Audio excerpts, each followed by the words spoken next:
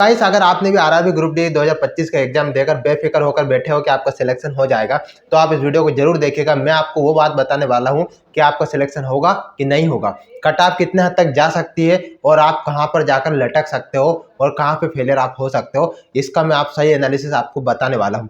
अब आप कहेंगे कि भैया हम आपकी बात क्यों मान लें। तो गाइस मैं आप पिछले 2-3 एग्जाम दे चुका हूं, मैंने पिछले वीडियो डाले हैं, पर एक लंबे समय से मैं थोड़ा सा बंद था, स्टडी में लगा हुआ था इसलिए। तो गाइस मैंने आरआरबी एनटीपीसी का भी एनालिसिस करके कई वीडियो डाले थे और बताया था।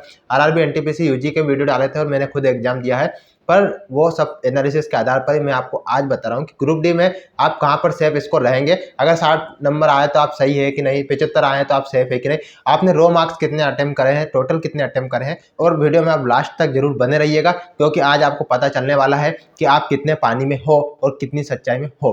तो गाइस सबसे पहले मैं आपको बता दूं कि आपका अगर पेपर अभी तक नहीं हुआ है तो हो जाएगा, क्योंकि मेरा भी अभी तक पेपर नहीं हुआ है, क्योंकि ये दुर्भाग्यवश हमारा पेपर फरवरी में निकल चुका है। इसके पीछे कुछ कारण है। अब दूसरी बात ये, अगर आपका पेपर हो चुका है और आपके रो मार्क्स यानी कि बेसिक जो कंप्लीट होकर अगर काट पीट कर आपका अनुमान लगा रहे हो कि आपके नंबर इतने आ रहे हैं, तो उसमें होगा या नहीं, या फिर आपको फिजिकल की प्रिपरेशन तैयार कर देना चाहिए या नहीं, इसके बारे में आपको बताने वाला हूँ। तो गाइस सबसे पहले मैं आपको बता दूं कि आपने अगर 80+ अटेम्प्ट किए हैं और उसमें एक्यूरेसी 90+ है, तो आप बेफिक्र रहिए। मतलब क्या कहना चाह रहे हो भैया, मतलब मैं ये कहना चाह रहा हूँ कि अगर आपके मैथ्स में 25 में से 20+ अगर सही हो रहे हैं तो आप बेफिक्र रह सकते हैं। रीजनिंग में आपके 30 में से 30 आना चाहिए, मतलब चाहिए। 28-29 भी चल सकता है, पर कम से कम 30 में से 30 चाहिए ही चाहिए। उसके बाद में आपके साइंस में 20+ होना चाहिए। रीजनिंग और मैथ्स में 55 नंबर, साइंस में आपके 20 नंबर, यानी कि हो गए 75 नंबर। अब बात आती है जीके जीएस की। तो जीके जीएस की बेसिकली बात यह है कि उसमें जीके जीएस के नाम पे सिर्फ करंट अफेयर पूछा गया है। अब उस करंट अफेयर में से आपके कम से कम 8 से 10 नंबर सही होना चाहिए, क्योंकि मैथ्स और रीजनिंग में 25 में से 25 यानी 100% तो मुश्किल है। फिर भी आपके अगर हो चुके हैं 54, 53, 52 तो अच्छी बात है। पर कुल मिला के मैं आपसे कहूँ तो सीधी सी बात यह है कि जनरल से अगर आप हो और आपके नंबर काट पीट कर सब अभी आपके अनुसार 70+ आ रहे हैं, 70 से 75 के लगभग रो मार्क्स आपके, तो आप फिजिकल तैयारी कर सकते हैं, क्योंकि आने वाले समय में एनालिसिस भी होगा, नॉर्मलाइजेशन भी होगा और आंसर की भी आएगी।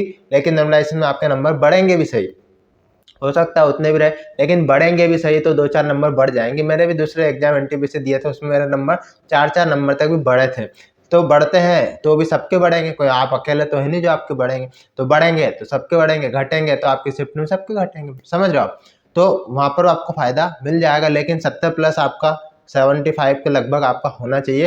गाइस मैंने बहुत बार देखा है 75 कट ऑफ जा रहा है, एनटीपीसी में भी यही हुआ, मेरे साथ भी यही हुआ और अभी इसमें भी यही होना है, क्योंकि इसमें एक ही एग्जाम है, फिजिकल होगा और सीधा फिर बुला लिया जाएगा डायरेक्ट डॉक्यूमेंट वेरिफिकेशन के लिए। तो सबसे पहले तो आपके 75+ नंबर है, तो आप बेफिक्र रह सकते हैं अभी इस हिसाब से। अगर आप ओबीसी से है तो भी आपको 70 से 75 के बीच में जरूर चाहिए, और एसटी एससी से है तो आप 65+ में भी कंफर्म हो सकते हैं। आप फिजिकल की तैयारी कर सकते हैं। अगर फिजिकल कर भी लेंगे तो कोई नुकसान तो है नहीं, हमारा दौड़ भाग लेंगे कोई नुकसान नहीं है, पर आप फिर इसके पूरे भरोसे ना रहे। अगर 65 से आप कम नंबर है तो, अगर 65 से कम नंबर आपके हैं तो आप बिल्कुल इसके पूरे भरोसे न रहे। आप आने वाली ग्रुप डी की वापस से प्रिपरेशन में लग जाएं, और आप चाहते हैं कि हम तो फिजिकल करेंगे भैया, हमारी इच्छा है, तो आप ठंड में दौड़ सकते हैं, कोई दिक्कत नहीं है, एनर्जी आ जाएगी आपके अंदर।